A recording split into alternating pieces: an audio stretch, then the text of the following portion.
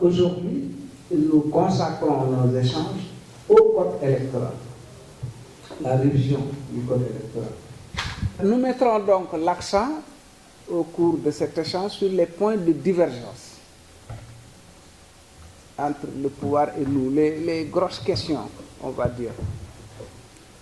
Premièrement, la refonte partielle du fichier électoral. Vous vous souvenez que dès le démarrage des travaux de la commission de réforme du code électoral, l'opposition a eu à boycotter les travaux au motif que le gouvernement avait déjà introduit un projet de loi sur la refonte partielle du fichier électoral. Vous vous souvenez? Alors que les discussions venaient à peine de démarrer, ils avaient à l'Assemblée un projet pour réformer, pour procéder à une refonte partielle du fichier électoral. Il a fallu donc que nos représentants disent, bon, nous on boycotte les travaux aussi longtemps que vous n'aurez pas retiré le projet de loi. Ils ont retiré le projet de loi, vite fait, et les travaux ont pu reprendre et se poursuivre jusqu'au moment où nous vous parlons.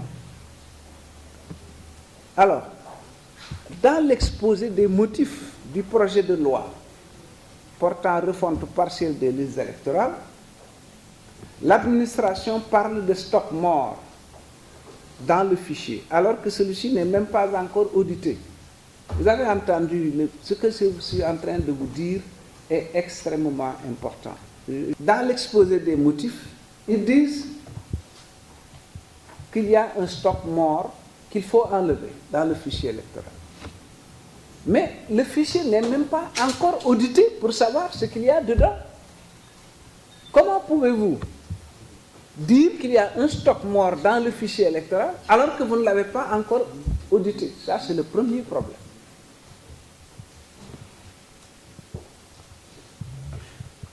Vous avez entendu très souvent le ministre Abdoulaye Daouda Diallo parler de stock mort. Pour lui, apparemment, il n'y a que tous les problèmes, c'est le stock mort. Depuis 2012, le fichier n'est pas audité. Et depuis 2012, le fichier n'est plus en ligne sur l'Internet. Là, je suis très très bien placé pour en parler. Quand le général Lamine Cissé était ministre de l'Intérieur, nous étions de l'opposition et nous avions beaucoup d'appréhension par rapport au fichier électoral. Le ministre m'a dit, qu'est-ce que je peux faire pour rassurer? J'ai dit, mettez le fichier en ligne sur l'Internet. Si vous le mettez sur le site, tout le monde saura que vous n'avez plus rien à cacher. Et le problème sera réglé. Il m'a dit, comment je fais? J'ai appelé un ami qui est expert, Amadou Lamine Top. Nous avons travaillé là-dessus. Le fichier a été mis en ligne. Depuis 2012, depuis l'arrivée du président Sall, le fichier n'est plus en ligne sur l'Internet. Je vous donne l'information. L'objectif, clairement affirmé selon le projet de loi, donc selon le gouvernement, c'est d'opérer un audit physique de tous les électeurs par leur passage à des commissions administratives instituées pour recueillir la confirmation de leur inscription.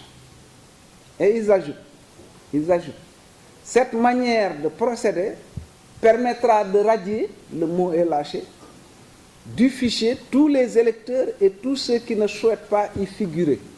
Fin de citation. Analysons d'abord les considérants avant d'en révéler les non-dits. C'est en 2006 qu'avec la carte nationale d'identité numérisée, un peu plus de 5 millions de Sénégalais s'étaient inscrits. Je n'ai pas l'effectif, mais ça fait plus de 5 millions.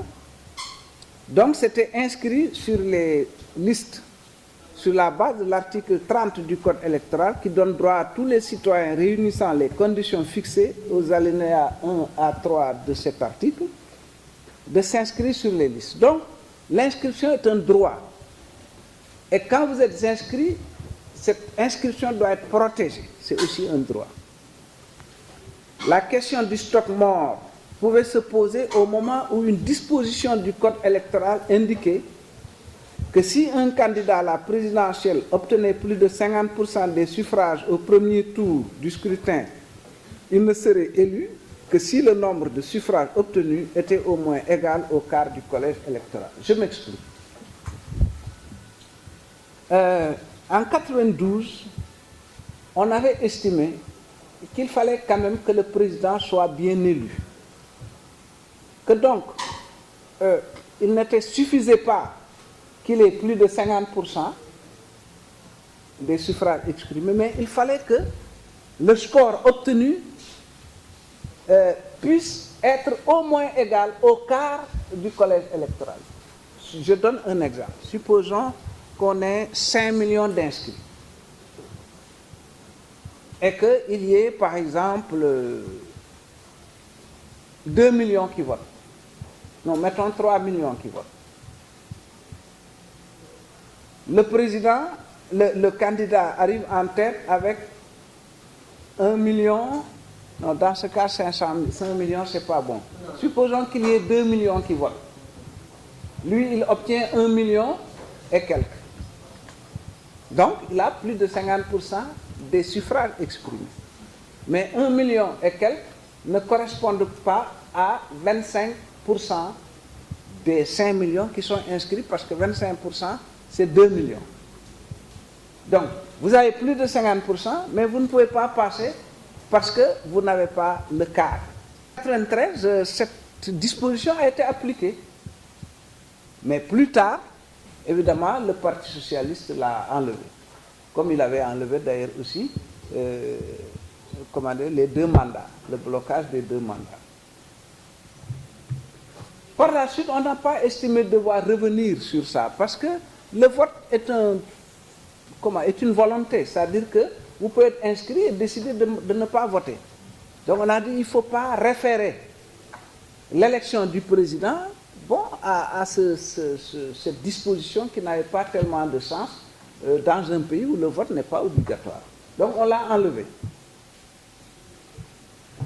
Une fois qu'on l'a enlevé, pourquoi se focaliser sur cette notion de stock mort et sur la nécessité de radier des électeurs? Et il faut se poser cette question. Et nous nous sommes effectivement posé cette question.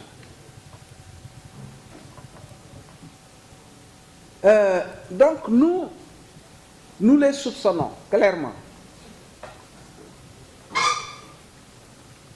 Nous les soupçonnons de vouloir, comme disait notre ami Mamoudou Lamine Diallo, calibrer le fichier électoral.